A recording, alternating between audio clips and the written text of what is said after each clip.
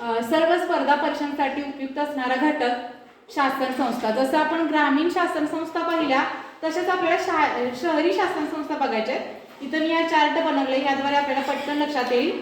बघा इथं नगरपंचायत, नगर परिषद आणि महानगरपालिका। नगरपंचायत म्हणजे काय तर जे पूर्णतः खेडं पण नाही आणि शहरी नाही, खेडही नाही आणि शहरी नाही, या मध्यावस्थेत असणार म्हणजे नगरपंचायत। त्याचे पदाधिकारी असतात अध्यक्ष, उपाध्यक्ष आणि त्याचे अधिकारी असतात कार्यकारी अधिकारी। आता नगर परिषद, नगर परिषद म्हणजे लहान शहर, त्याचा पदाधिकारी असतात नगराध्यक्ष व उपनगराध्यक्ष आणि अधिकारी असतात मुख्य अधिकारी।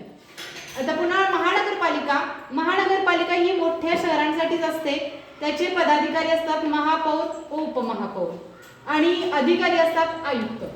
आता यामध्ये यांची निवड, जे पदाधिकारी आहेत त्यांची निवड मतदानाद्वारे केली जाते आणि अधिकारी आहेत त्यांची निवड राज्य शासनाकडून केली जाते।